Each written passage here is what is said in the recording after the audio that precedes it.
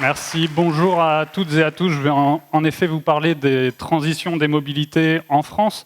Je vais vous présenter des choses en deux parties. Une première partie assez générale sur le contexte des mobilités, déjà pour comprendre la situation actuelle, de voir d'où l'on vient, quelle a été l'évolution passée de nos comportements de mobilité en France. Ensuite, de voir quels sont les différents impacts des transports actuellement et du coup, quels sont les différents défis qu'il va falloir surmonter dans les années à venir.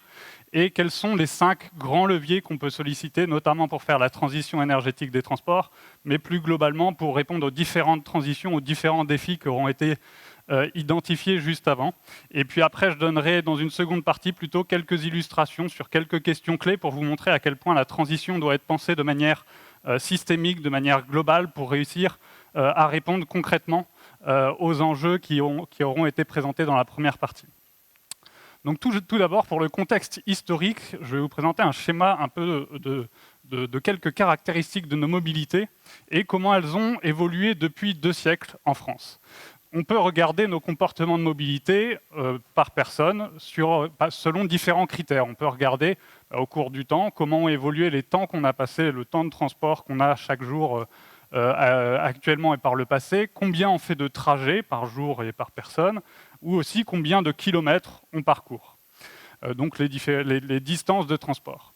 Et si on regarde l'évolution de ces différentes variables depuis 2 siècles, schématiquement, en fait, on a eu une relative stabilité en moyenne sur l'ensemble de la population des temps de transport. Donc, en moyenne, on se déplace à peu près 1 heure par jour et par personne. Et ça a assez peu évolué sur les dernières années, les dernières décennies, alors qu'on le verra, il y a eu des bouleversements extrêmement forts dans nos mobilités. Mais les temps de transport sont restés relativement stables. Et l'autre élément qui est resté relativement stable, c'est le nombre de trajets qu'on fait par jour et par personne. C'est toujours à peu près autour de 3 à 4 déplacements, en tenant compte du fait qu'un aller-retour, c'est compté comme 2 déplacements. Et du coup, c'est aussi un élément, une caractéristique de nos mobilités qui est resté relativement stable depuis 2 siècles. Ce que nous montre aussi ça, c'est que les temps de transport, c'est à peu près 1 heure par jour. On divise ça par 3 à 4 trajets. Un autre élément qui est resté relativement stable au cours du temps, c'est le temps de transport en moyenne par trajet. Donc on divise 1 heure par 3 à 4 trajets, c'est 15 à 20 minutes. Et ça, on le retrouve pour les différents modes de transport. C'est-à-dire pour la marche, quand on fait un déplacement à pied, c'est 15 à 20 minutes. Quand on fait un déplacement à vélo, c'est pareil. En transport en commun, en voiture, etc. Pour les modes de déplacement du quotidien, on utilise les modes de transport en moyenne pour des trajets de l'ordre de 15 à 20 minutes. Sauf que, par contre, entre les différents modes de transport, un élément qui est radicalement différent, c'est quelle est la vitesse de ces modes de déplacement. Donc 15 à 20 minutes de trajet en marche à pied, ça va être plutôt 1 km, un petit peu plus. Par contre, 15 à 20 minutes de voiture, ça va être une dizaine de kilomètres ou un peu plus. Et c'est ça la transformation extrêmement forte qu'on a eue par le passé dans nos mobilités, c'est qu'on a multiplié la vitesse moyenne des déplacements par 10 à 12 en gros. On a remplacé des trajets majoritairement faits à pied, on le verra ensuite, par des trajets majoritairement faits en voiture. Et du coup, les kilomètres parcourus par jour et par personne ont aussi explosé, ont aussi été multipliés par 10 à 12, parce qu'avec notre heure de transport quotidienne, et bien comme on l'a fait désormais plutôt à 40-50 km/h plutôt que de faire 1 heure à 4-5 km/h, à 4 km/h à la vitesse de la marche, et bien du coup, avec cette heure de transport quotidienne, on fait des distances bien plus importantes. Et donc, en moyenne, aujourd'hui, c'est à peu près 50 km qui sont faits par personne et par jour, en moyenne sur l'ensemble de l'année, quand on combine aussi bien les déplacements de courte distance que les déplacements de plus longue distance, les voyages, etc. Et puis l'autre élément du coup qu'on peut voir sur ce graphique, c'est que du coup la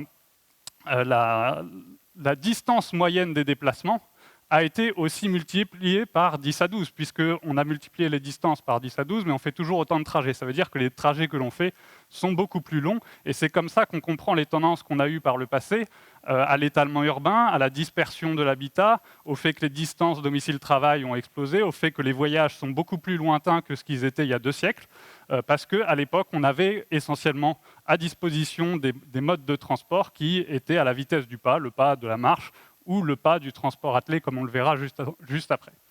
Parce que du coup, si on illustre ça de manière un peu plus quantitative avec les données qu'on peut avoir sur l'évolution des comportements de mobilité, des distances parcourues. Et là, dans un premier temps, je vais vous montrer les temps de transport par mode en France 2800 à 2017 et l'évaluation qu'on peut en faire. Ça, c'est tout d'abord sur le 1er siècle, en gros sur le 19e siècle, l'estimation du pourcentage de temps de transport selon les différents modes. Donc, comme je l'ai dit, les temps de transport, c'est autour de 1 heure par jour et par personne. Et comment s'est réparti ce temps de transport selon les différents modes par le passé? Sur le 19e siècle, on voit qu'il y a déjà une première transition, en tout cas la marge qui perd un petit peu en force, disons, dans les mobilités. Il commence à y avoir, voilà, la marge domine toujours, mais il commence à y avoir d'autres modes de transport aussi qui commencent à prendre un peu plus de place, et notamment des choses assez importantes qui se passent, par exemple sur le transport attelé, qui a une première accélération extrêmement forte sur ces années-là. En gros, si on prend entre la moitié du XVIIIe siècle et la moitié du XIXe siècle, sur un trajet Paris-Bordeaux, en 1750, en gros, ça mettait 14 jours pour les voitures de transport attelé pour faire Paris-Bordeaux. Un siècle plus tard, ça mettait plus qu'un jour et demi. Le transport attelé a été extrêmement accéléré, la malle-poste avec des relais de chevaux extrêmement efficaces, etc., une accélération des voitures de transport public attelées, qui ont permis une première accélération, mais ce qu'on voit, c'est qu'en tout cas, en proportion des temps de transport, on est quand même sur quelque chose qui s'est développé, alors pas que sur la longue distance, c'est resté un transport plutôt privilégié sur cette longue distance, mais même sur les transports du quotidien, donc on a eu de plus en plus de transports attelés, mais ça représente une part des déplacements qui reste relativement faible. Ce qu'on voit aussi, c'est qu'en vert, c'est le train qui se développe, qui commence à se développer sur ces années-là. On voit qu'il commence à être significatif à partir de la moitié du 19e siècle sur ce graphique-là.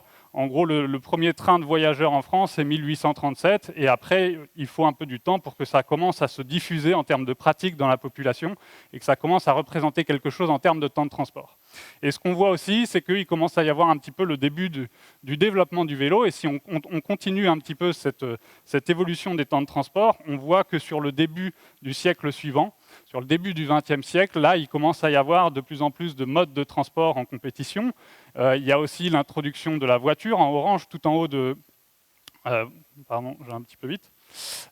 Tout en haut du graphique qui commence à arriver aussi dans les mobilités, mais on voit qu'en 1950, en France, c'est encore à peu près 80% des temps de déplacement, 80% de la mobilité qui est faite en marche à pied. Si maintenant on avance encore un petit peu, et là, c'est là qu'il y a un grand bouleversement.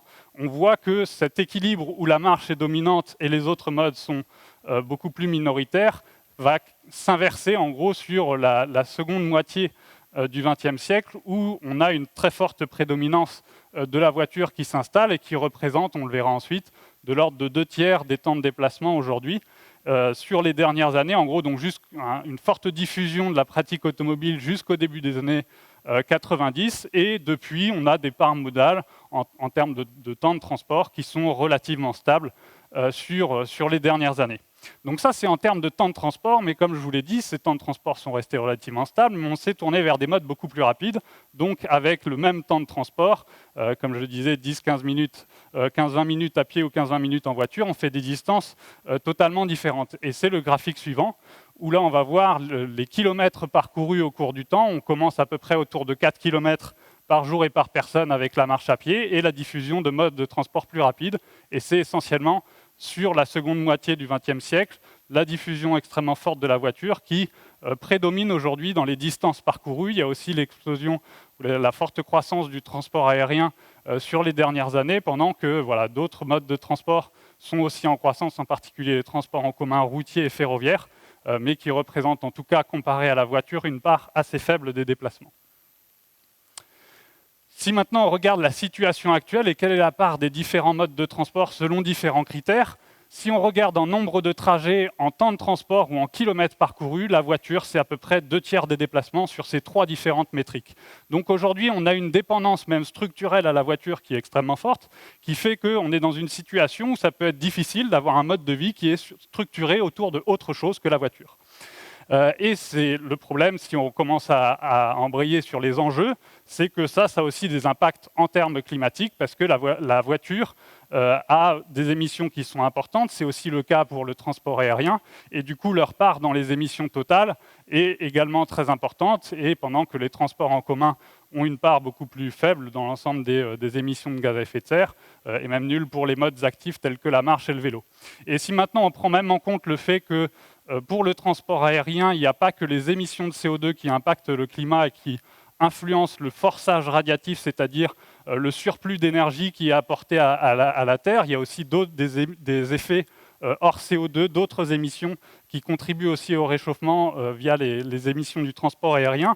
La dernière étude en date que l'on connaît sur ces effets-là, c'est que si on ne prend pas que le CO2, mais aussi les autres effets, il faut multiplier par 3 l'influence du transport aérien par rapport aux effets seuls des émissions de CO2. Et à ce moment-là, si on prend cet impact-là, le transport aérien commence à être encore plus significatif dans l'impact climatique qu'il va représenter. Donc on voit en tout cas qu'en termes d'émissions, sur la mobilité des personnes, ici il n'y a pas le transport de marchandises, c'est essentiellement la voiture et dans un second temps le transport aérien qui représente le gros des émissions et le gros des émissions du coup à réduire à l'avenir. À réduire à quel point? Ça c'est la courbe historique des émissions des transports en France depuis 1960. Là-dessus, il n'y a pas le transport aérien international, qui représente d'ailleurs la majeure partie du transport aérien, parce que dans la comptabilité, en général, ce transport aérien n'est pas compté dans les émissions nationales, ce qui est un biais extrêmement fort. Mais en tout cas, si on rajoutait aussi les émissions du transport aérien, on serait sur des émissions qui seraient plutôt de l'ordre de 160 millions de tonnes de CO2, donc encore au-dessus de ce qu'il y a ici. Mais ce qu'on voit en tout cas sur cette tendance, c'est qu'il y a une très forte augmentation des émissions des transports sur la fin du XXe siècle, donc en lien avec l'explosion des kilomètres parcourus. On a fait beaucoup plus de kilomètres parcourus et du coup les émissions ont augmenté. Et puis cette hausse des émissions s'est stoppée au début des années 2000, tout comme il y a eu un ralentissement dans la hausse des kilomètres parcourus par les voyageurs à ce même moment-là. Les deux sont assez liés. Et puis, cette courbe-là montre l'ensemble des transports de voyageurs et transports de marchandises. En gros, les voyageurs, c'est 2 tiers des émissions des transports. Les marchandises, c'est le tiers restant. Et en gros, comme les transports en France, c'est de l'ordre de 30% des émissions, on a de l'ordre de 20% des émissions sur les voyageurs, 10% sur les marchandises. Je vais beaucoup plus parler des voyageurs pour illustrer mon propos. Mais dans la baisse des émissions de CO2 qu'il y a aussi sur cette courbe-là, il y a aussi la crise économique de 2008 qui a particulièrement impacté la demande de transport de marchandises, et c'est aussi à ça qu'on peut accorder la baisse des émissions qu'on voit aussi à cette période-là sur la fin des années 2000. Et maintenant, quelle est la perspective d'ici 2050? Quel est l'objectif que la France s'est fixé pour atteindre l'objectif de neutralité carbone sur l'ensemble du pays? Pour le secteur des transports, ça implique quelque chose d'assez simple, c'est quasiment zéro émission directe en 2050. Donc ça veut dire une rupture dans les émissions dans les toutes prochaines années, une rupture par rapport à la tendance des dernières années qui est plutôt une tendance à des émissions assez stables. Hors effet Covid en 2020, bien sûr, il y a une chute des émissions sur cette année-là. Mais sinon, on est sur une tendance sur la dernière décennie qui est sur des émissions assez stables et il faut réduire les émissions de manière très forte dans les toutes prochaines années. Et en 2050, ne quasiment plus avoir aucune émission directe. Émission directe, ça veut dire émission à la sortie des pots d'échappement des voitures ou à la sortie des pots d'échappement des poids lourds, les avions, etc. Ça ne compte pas les émissions de la production de l'énergie, de la production des véhicules, etc., qui sont nécessaires pour les transports. Mais en tout cas, sur ces émissions directes, il faut quasiment complètement sortir du pétrole, donc notamment plus du tout de pétrole dans les transports terrestres. Donc ça veut dire d'ici moins de 3 décennies, plus une seule goutte de pétrole, aussi bien dans les voitures, les poids lourds, les véhicules utilitaires légers, les bus, les cars, les 2 roues motorisés, les bateaux de transport fluvial, les trains. Je pense que j'en oublie pas, mais le défi est assez important déjà comme ça. Et en gros, en 2050, dans cette stratégie, il n'y a plus que dans le transport aérien, et notamment dans le transport aérien international, et dans le transport maritime, qu'il resterait encore des consommations de pétrole. Pour tout le reste, pour atteindre nos objectifs, il faut complètement sortir du pétrole à cet horizon de temps-là. Quels sont les moyens, du coup, j'y viendrai juste après, sur les différents impacts environnementaux, sociaux et sanitaires des mobilités? Donc, je viens de parler du changement climatique qui nécessite de réduire les émissions de gaz à effet de serre et notamment de réussir le défi que représentait la courbe précédente sur la baisse de nos émissions. Mais il y a aussi tout un tas d'autres pollutions ou d'autres impacts des transports qui nécessitent aussi cette transition des mobilités. Un autre enjeu qui est lié aussi à la transition énergétique des transports, c'est de réduire la pollution de l'air, qui tue aussi des milliers de personnes en France chaque année, des dizaines de milliers de personnes même. Il n'y a pas que les transports dans cette pollution, mais ça peut être une part assez significative selon les polluants.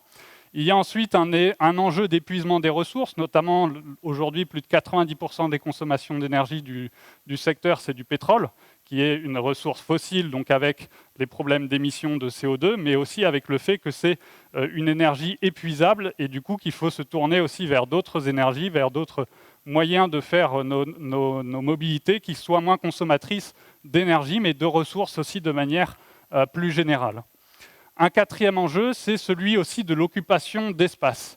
On peut relier beaucoup d'enjeux à cela. Il y a des enjeux d'artificialisation des sols, il y a des enjeux de congestion, il y a des enjeux de pollution visuelle, etc. Et pour illustrer aussi ça, j'aimerais savoir, aujourd'hui, combien de personnes parmi vous sont venues à cet événement à pied? Est-ce que vous pouvez lever la main? Ok.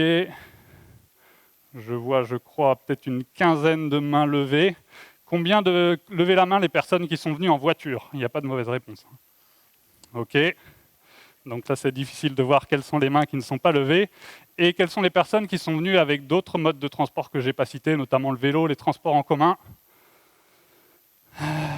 Ok. Peut-être une vingtaine de personnes, si je fais un peu plus que le nombre de mains que je vois. Ok. Donc ça veut dire que là, la part modale de la voiture, elle doit être dans les 90%, je pense même encore plus, sachant qu'il y a peut-être 400 personnes à peu près dans la salle. On est à moins de 40 personnes qui sont venues dans d'autres modes de transport. Ça illustre bien la dépendance automobile que j'évoquais tout à l'heure.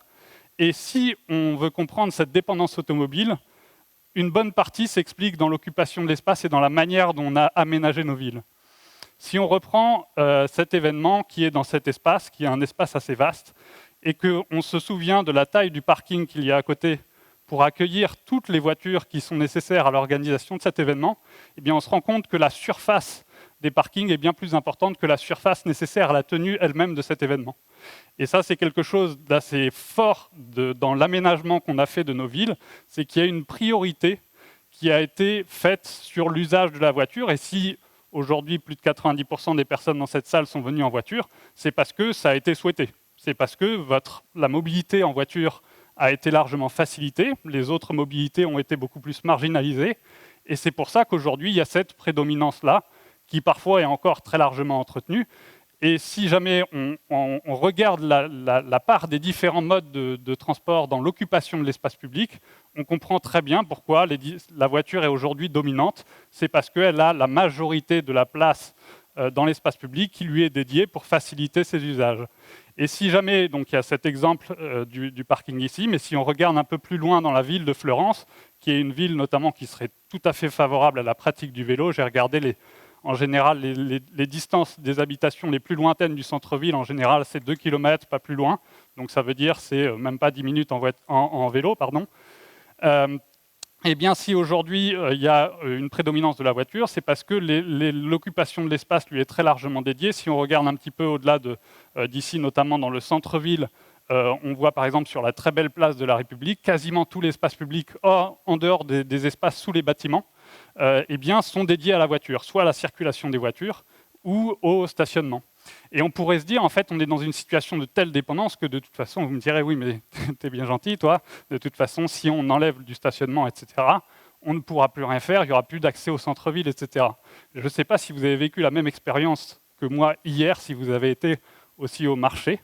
Il y avait un monde fou dans les rues de Fleurance et tout l'espace public était rendu aux piétons. Même en vélo, il n'y avait pas la place, il n'y avait pas la possibilité de se frayer un chemin à vélo. Tout l'espace public était rendu aux gens plutôt qu'aux voitures.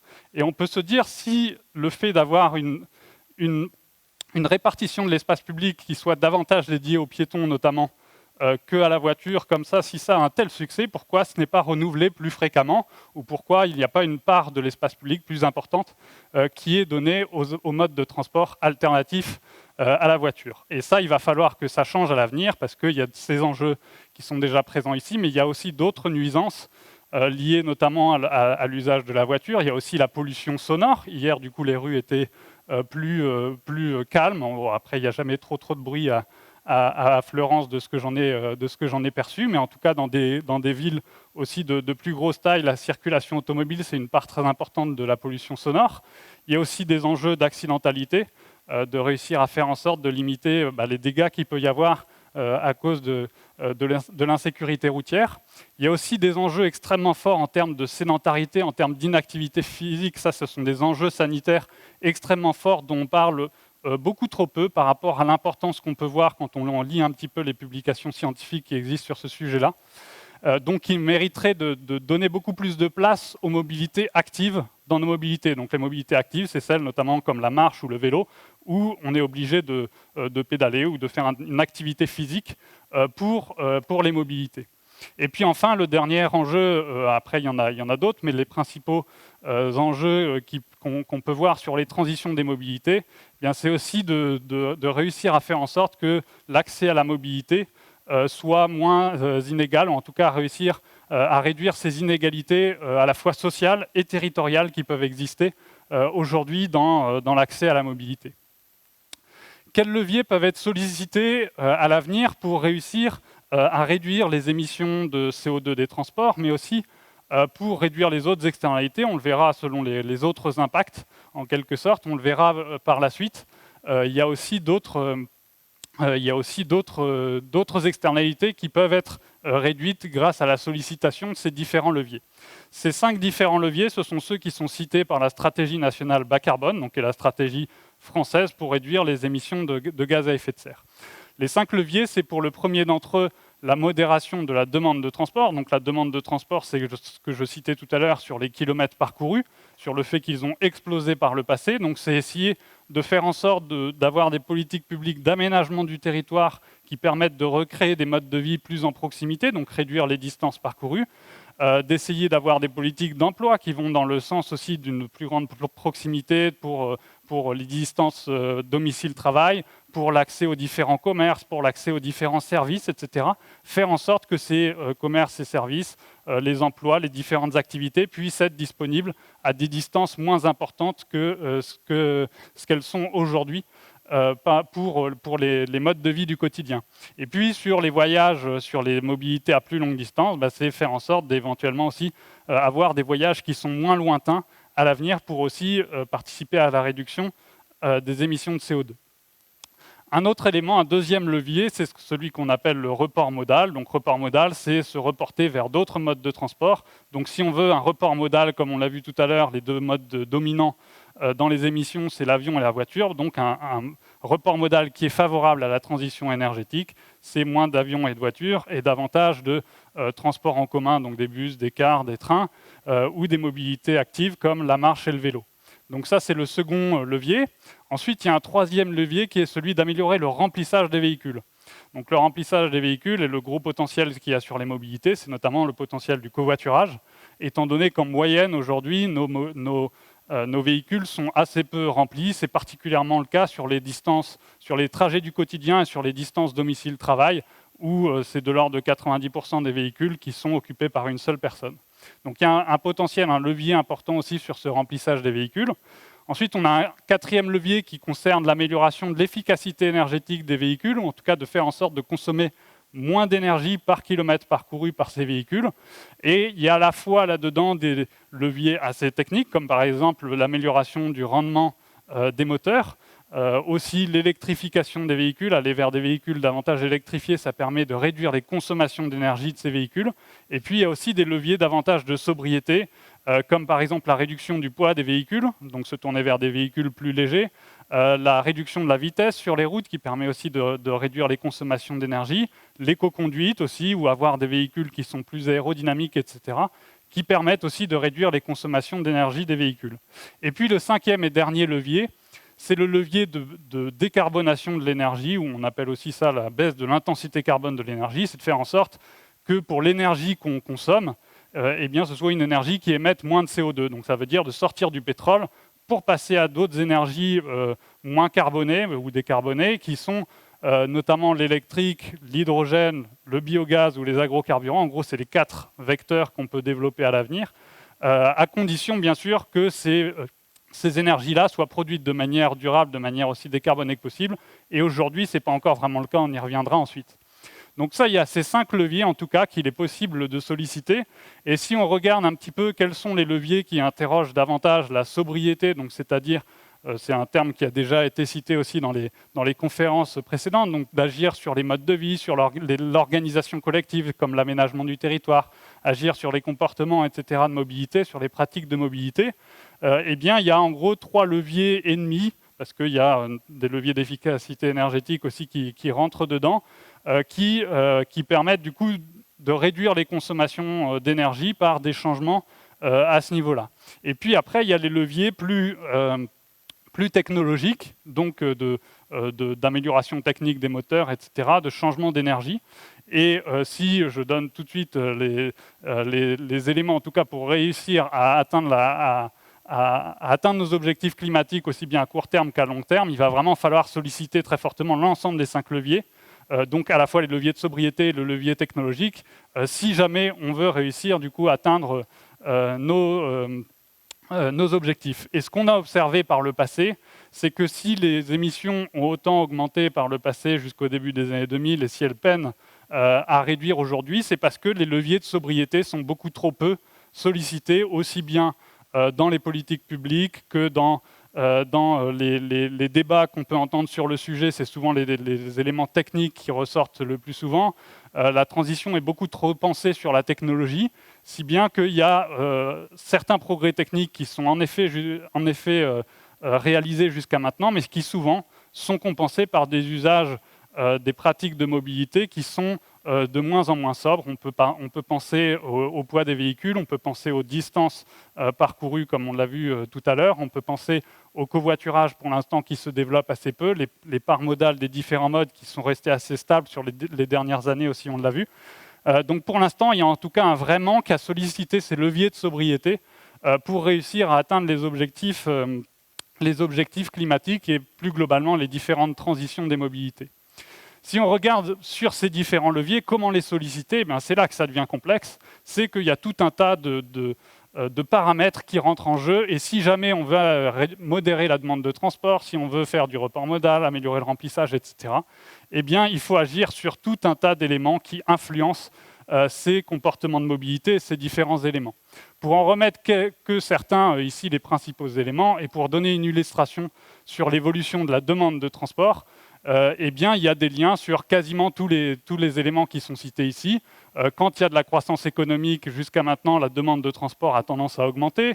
Quand la population augmente également, bien évidemment, l'aménagement du territoire influence aussi beaucoup la demande de transport, où les deux s'alimentent aussi. On a fait un aménagement du territoire pour la voiture, et une fois qu'on a des modes de vie structurés autour de la voiture, eh bien, ça crée aussi un aménagement du territoire qui est fait quelque part par et pour la voiture. Les modes de vie se sont structurés, comme je le disais, aussi autour de ces usages, autour de distances de déplacement qui sont importantes, les modes de transport aussi. Les politiques publiques ont eu tendance à accompagner ces évolutions et n'ont pas, pour l'instant, vraiment été ambitieux sur le fait d'essayer plutôt de recréer des proximités dans les politiques d'aménagement du territoire, dans les politiques d'investissement dans les différentes infrastructures, dans les politiques fiscales, etc., d'accompagnement des citoyens, d'accompagnement des entreprises. Et puis, bien évidemment, les enjeux énergétiques de ressources aussi vont aussi influencer la demande de transport. C'est particulièrement le cas aujourd'hui avec la hausse des prix du pétrole. On voit que selon les évolutions du prix du pétrole, ça va aussi influencer les distances qui vont être parcourues par les usagers ou pour le transport de marchandises aussi par ce transport de fret. Si on regarde les autres leviers, il y a tout autant de liens qui existent entre ces différents éléments, et ça montre en tout cas qu'il va falloir réaliser une transition à l'avenir qui doit être prise de manière assez systémique. Et comme je disais, c'est ce que je vais essayer de montrer aussi avec quelques questions un peu illustratives dans cette deuxième partie. Juste avant ça, sur les 5 différents leviers, du coup, ils ont une influence assez directe sur les 3 enjeux principaux de la transition énergétique des transports, donc qui influencent directement les émissions de CO2, la pollution atmosphérique, les consommations de pétrole et donc les problématiques d'épuisement des ressources en pétrole, et puis aussi les autres externalités qui vont être aussi influencées, on y reviendra, par ces 5 différents leviers. Maintenant, sur les différentes questions un petit peu plus pratiques pour voir comment, dans quelle direction aller sur ces transitions des mobilités. Je vais prendre 3 illustrations sur tout d'abord une première question, quelles énergies pour les transports de demain, si on veut appuyer principalement sur le levier technique, sur le fait qu'on remplace le pétrole par d'autres énergies, on peut se dire comme ça on n'a pas besoin de changer le reste. Est-ce que ça marche de faire ça? On va se poser cette première question. Ensuite, est-ce que la voiture électrique, c'est une solution écologique? C'est un débat qui revient très souvent dès qu'on parle de mobilité. Et puis, comment voyager demain? On va voir qu'il y a aussi des liens entre ces différentes questions. Pour la première question, quelles énergies pour les transports de demain? Là, cette fois-ci, j'ai montré un graphique où il y a à la fois les modes de transport de voyageurs et aussi les modes de transport de marchandises, parce que selon les modes de transport, selon les véhicules, ça ne va pas être les mêmes mix énergétiques. Ça, c'est le mix énergétique qui est prévu par la stratégie nationale bas carbone en 2050, selon les différents modes de transport. Pour la voiture, ce qui est prévu, c'est en tout cas une transition très majoritaire vers l'électrique. Et a priori, la grande majorité, l'immense majorité des scénarios de prospective voient qu'à l'avenir, ce sera essentiellement vers l'électrique que se tourneront les véhicules les plus légers, en particulier les voitures. Si maintenant on se tourne vers les 2 modes de transport, ou même les 3 suivants, qui sont aussi des modes de transport routiers, donc les VUL, c'est les véhicules utilitaires légers, donc qui servent notamment pour de la livraison, etc., aussi un peu pour du transport de passagers. Les poids lourds aussi qui servent pour le transport de marchandises, et TC ici, c'est les transports en commun routiers, les bus et les cars. On voit en tout cas que sur ces modes de transport-là, cette fois-ci, l'électrique n'est plus forcément le plus adapté, notamment quand on prend des poids lourds qui font des longues distances, donc des véhicules qui pèsent plusieurs tonnes, voire dizaines de tonnes, qui font des centaines de kilomètres. Et bien à ce moment-là, les autonomies ou les contraintes qu'il peut y avoir sur les batteries peuvent être trop importantes, et l'électrique ne peut pas réussir aussi facilement que pour les véhicules légers à être, disons, la solution la plus adaptée. Donc il y aura aussi un développement du biogaz, des agrocarburants qui sont prévus aussi pour ces transports. Et aussi un autre élément qu'on ne voit pas ici mais qui pourrait se développer, qui a tendance à être inclus dans la brique électricité sur cette version-là de la stratégie nationale bas carbone, c'est qu'il peut aussi y avoir un développement de l'hydrogène à l'avenir qui pourrait aussi permettre plus facilement d'aller au-delà des contraintes d'autonomie, en tout cas, que peut présenter l'électrique. Après, les 2 modes de transport suivants, les 2 roues motorisées, le ferroviaire, a priori, ce qu'il y a de plus évident, c'est l'électrique ou en tout cas le dérivé hydrogène pour notamment des petites lignes ferroviaires qui seraient les vecteurs les plus adaptés. Et ensuite, quand on passe aux modes de transport fluviaux, maritimes et aériens, à ce moment-là, c'est beaucoup plus les mêmes motorisations qu'actuellement qui sont utilisées, donc avec des carburants liquides. Et le problème, c'est qu'il n'y aura pas forcément les potentiels les disponibilités de ressources suffisantes pour que les agrocarburants puissent remplacer notamment l'ensemble des consommations d'énergie du transport aérien telles qu'elles sont projetées dans cette stratégie nationale bas carbone. Et du coup, il se trouve que le maritime et l'aérien, comme je disais, c'est les seuls modes de transport sur lesquels il y a encore du pétrole en 2050 dans cette stratégie nationale bas carbone, parce qu'il y a une difficulté justement, au vu des ressources en biomasse disponibles, de réussir à avoir suffisamment de production d'énergie pour répondre en tout cas à cette demande. Et donc ça montre qu'il y a aussi, c'est le cas aussi pour le biogaz, qu'il y a aussi un besoin de fortement réduire les consommations d'énergie si on veut se passer du pétrole, parce que ces énergies-là ne seront pas disponibles en quantité suffisante. Un autre problème qu'on peut citer sur la transition vers d'autres types d'énergie, c'est que sur les 4 vecteurs que j'ai évoqués, électrique, hydrogène, biogaz, agrocarburant, pour l'instant, il n'y a que sur l'électrique où en France, l'énergie produite est largement décarbonée, donc où c'est avec des émissions de CO2 qui sont assez faibles. En revanche, pour l'hydrogène, à 95% aujourd'hui, il est produit à partir d'énergie fossile. Pour le gaz, c'est de l'ordre de 90% du gaz qu'on consomme aujourd'hui qui est du gaz fossile. Et pour les agrocarburants ou pour les carburants liquides, aujourd'hui, c'est aussi majoritairement le pétrole qui domine à plus de 90% et les agrocarburants font moins de 10% des consommations de ces carburants liquides. Donc ça veut dire qu'à court terme aussi, ça va être très difficile de passer à ces autres vecteurs, à part l'électrique en tout cas qui est déjà assez largement décarboné, sans avoir des consommations d'énergie fossile aussi qui augmentent. Et puis enfin, la dernière problématique, c'est aussi celle du coût des différentes technologies. Une grande partie des technologies alternatives au pétrole aujourd'hui peuvent être plus chères que les technologies qu'on a actuellement. Et du coup, si on veut limiter le coût de la transition énergétique aussi, eh bien ça demande aussi de solliciter le levier de sobriété. Donc c'est ce sur quoi on va revenir aussi, après avoir posé la deuxième question sur la voiture électrique. Est-ce que c'est une solution écologique ? Ce graphique-là va vous présenter tout d'abord la comparaison sur les émissions de gaz à effet de serre. Quelle est la différence entre la voiture thermique sur la gauche et la voiture électrique? Si on regarde le premier périmètre, c'est les émissions en sortie de pot d'échappement, c'est ce qu'on appelle du réservoir à la roue. En gros, c'est combien il y a d'émissions qui sortent du véhicule par passager transporté. Eh bien, on voit en tout cas que le thermique, voilà, il y a des émissions. Pour la voiture électrique, c'est 0 émission si on prend que ce périmètre, parce qu'il n'y a pas d'émission à la sortie de pot d'échappement, il n'y a pas de pot d'échappement pour la voiture électrique. Mais il faut aussi tenir compte de l'analyse en cycle de vie plus globale du véhicule, de son utilisation, etc. Et notamment tenir compte de la fabrication de l'énergie, à la fois pour produire du pétrole, le raffiner, le transporter jusqu'à la station-service, etc. Il y a des émissions en plus. Et puis pour l'électrique aussi, même si le mix électrique en France est assez largement décarboné, eh bien, consommer de l'électricité, ça fait quand même un peu d'émissions sur l'usage aussi et la consommation d'énergie de la voiture électrique. Donc sur ce périmètre-là, on voit que la voiture électrique est encore très largement favorable par rapport à la voiture thermique.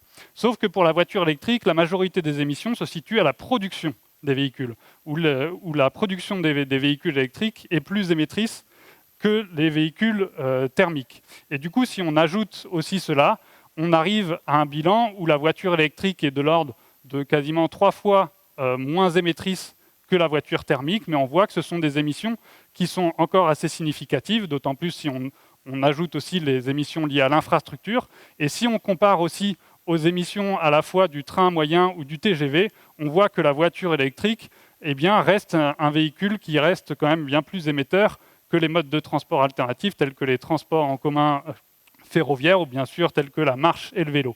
Donc ça veut dire qu'il va falloir à la fois développer la voiture, mais le faire dans les situations où on n'a pas d'autre solution, disons, de mobilité qui est plus performante. Et sur le type de véhicule électrique qu'il faut développer, comme les émissions sont beaucoup plus fortes à la production des véhicules, ça veut dire idéalement il faut se tourner vers des mobilités qui nécessitent de produire moins de véhicules, et aussi des véhicules qui sont plus sobres, qui sont plus légers, etc., pour lesquels il y a moins d'émissions à la fabrication des véhicules. Et pour cela, notamment, de regarder le potentiel qui peut exister à des véhicules beaucoup plus légers. Donc ça, pour une bonne partie, ce sont des véhicules électriques, mais qui sont souvent bien plus légers que les voitures électriques telles qu'on les connaît aujourd'hui, qui sont autour de 1,5 tonne. Et bien là, tous les véhicules qui sont sur cette slide sont de moins de 500 kg, y compris la voiturette, la mini-voiture, qui sont des fois des véhicules de 1 à 2 places, qui ont des autonomies qui peuvent aller jusqu'à 50, 80 km, etc., qui conviennent à la majorité des déplacements du quotidien. Et puis, si on se retourne vers des véhicules encore plus légers, encore plus sobres, et là, qui se rapprochent un peu plus du vélo, eh bien, à ce moment-là, on a des véhicules qui sont encore plus vertueux d'un point de vue environnemental de manière globale, qui sont encore moins coûteux aussi. Ça permet aussi, de ce développement de véhicules plus légers, d'avoir une mobilité électrique qui est davantage accessible. Et c'est un potentiel, en tout cas, qui devrait être développé à l'avenir. Mais si jamais on développe ces véhicules électriques du quotidien très légers, de 1 à 2 places, etc., avec une autonomie limitée, ça veut dire qu'il faut aussi revoir les mobilités longue distance, parce qu'on n'a plus le véhicule qui est calibré juste pour les 1, 2 ou 3 trajets à longue distance qui peuvent être faits pendant l'année. Et aujourd'hui, c'est un peu comme ça que les choix de véhicules sont réalisés, C'est-à-dire qu'en gros, les véhicules font plus d'une tonne, 5 places, permettent d'aller à 180 km/h, etc. Ce sont des usages très largement surdimensionnés pour le quotidien, et puis qui peuvent être pensés pour les quelques trajets de l'année où ça peut avoir un intérêt d'avoir des véhicules de ces caractéristiques-là. Donc ça veut dire que si on développe ce type de véhicule à l'avenir, il faut aussi, pour les trajets de longue distance, eh bien, davantage favoriser le train, favoriser les transports en commun, favoriser le covoiturage, favoriser l'autopartage aussi, de pouvoir louer une voiture ponctuellement qui permette justement de faire ces plus longues distances ou avec plus de personnes à l'intérieur. Donc c'est aussi toute cette mobilité à longue distance qui doit être repensée. Si je vais un petit peu plus vite là pour les dernières slides sur les voyages et quelles sont les émissions selon les différents modes de transport. Ce graphique montre pour les différents modes, et notamment ceux de longue distance ici, le train longue distance, l'autocar, la voiture sur longue distance et l'avion, quelles sont les émissions. On voit que, comme ça a été dit précédemment, idéalement, il faut il faut au moins utiliser l'avion et la voiture et davantage les transports en commun routiers, même ferroviaires, qui sont bien moins émetteurs sur les trajets de longue distance. Mais ça, ce sont les émissions par kilomètre parcouru. Mais ce qu'on voit aussi dans l'usage des différents modes de transport, c'est que selon leur vitesse, ils peuvent permettre d'aller plus ou moins loin en vacances. Et si du coup on regarde les émissions non pas par kilomètre parcouru, mais par heure de transport ou par trajet réalisé, là cette fois-ci on voit que l'avion notamment est bien plus émetteur encore que la voiture, parce que pour une durée de transport donnée, eh bien, il permet d'aller beaucoup plus loin que la voiture, avec des émissions par kilomètre parcouru qui sont à peu près équivalentes à la voiture. Mais du coup, si on tient compte de cet effet distance que permet l'avion d'aller beaucoup plus loin, eh bien, les trajets en avion sont bien plus émetteurs, et donc un trajet réalisé en avion comparé à un trajet de longue distance fait en voiture, eh bien, c'est environ des émissions 10 fois plus importantes. Donc ça veut dire que si à l'avenir on veut se passer davantage, en tout cas, de ces modes de transport, eh bien, il faut aussi changer les destinations. Ça veut dire potentiellement partir moins loin, redécouvrir toute la richesse qu'il y a aussi, découvrir ou redécouvrir la richesse des paysages français, de la culture française aussi, de toutes les destinations qui peuvent exister en France, et puis aussi de faire en sorte d'utiliser d'autres modes de transport, notamment le train, redévelopper les lignes de train de nuit qui ont été beaucoup délaissées ces dernières années. Aussi, imaginer d'autres formes de voyages plus lents, tels que le cyclotourisme qui se développe beaucoup, donc le voyage à vélo aussi bien en France qu'en Europe. Et donc ça, ce sont d'autres formes de voyage aussi qui doivent être pensées à l'avenir pour réussir à réduire les émissions. Et puis enfin, 2 dernières slides juste sur les différents leviers et les impacts sur les différentes externalités ou les différents impacts des transports. Comme j'ai dit tout à l'heure, il y a à la fois des enjeux en termes de changement climatique, mais il y a tout un tas d'autres externalités ou tout un tas d'autres enjeux. La bonne nouvelle qu'il y a dans ce tableau, quand on regarde les différents leviers, à quel point leur impact est positif ou pas sur les différentes externalités, c'est que le tableau est davantage vert que orange. Quand on fait la transition, qu'on met en place les différents leviers de la transition énergétique, on a plutôt des co-bénéfices sur ces autres externalités. Et c'est particulièrement le cas si on fait la différence entre les leviers plus de sobriété et ceux davantage de technologie. C'est encore plus le cas pour les leviers de sobriété qui ont davantage de co-bénéfices sur les enjeux sanitaires, sur les enjeux sociaux, sur les autres enjeux environnementaux, que des leviers purement technologiques, comme par exemple si on fait la différence entre le vélo et entre la voiture électrique, où la voiture électrique peut avoir moins de bénéfices. Par exemple, ça ne change pas la consommation d'espace, ça ne change pas l'accidentologie, ça ne change pas la sédentarité. Par contre, le vélo va davantage répondre aussi à ces autres enjeux qu'il peut y avoir. Et puis une dernière slide, c'est pour cette fois-ci les principaux enseignements sur les 2 différentes parties que j'ai pu présenter. Donc, quels sont les défis à relever, quels leviers pour y arriver? On a vu que la mobilité en France, depuis 1800, ça a été une stabilité des temps de parcours et du nombre de trajets. Pour autant, on a une explosion des kilomètres parcourus avec une place prépondérante aujourd'hui de la voiture et même une dépendance à la voiture. Que sur les impacts et défis, ils sont très nombreux. Il y a le changement climatique qui est un enjeu extrêmement urgent, extrêmement central dans les transitions, mais il faut aussi penser à toutes les autres transitions à mener en parallèle.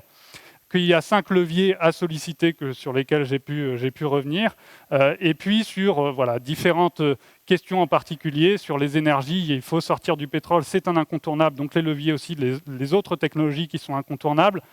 Pour autant, il y aura aussi besoin de sobriété parce qu'il y a différents freins à cette transition technologique. Que l'électrique sera indispensable aussi d'un point de vue climatique, mais qui sera insuffisant. Il y a aussi d'autres problématiques, notamment de ressources, aussi d'accès à la mobilité électrique aujourd'hui qu'on peut avoir. Donc il faut aussi développer des véhicules plus sobres. Et puis sur comment voyager demain, c'est aussi des destinations plus proches, des voyages plus lents potentiellement. Donc c'est des transformations sociétales bien plus larges aussi que uniquement des transformations technologiques ou que des politiques publiques sur tel ou tel aspect. C'est vraiment une transition systémique des mobilités qu'il faut envisager. Je vous remercie pour votre attention.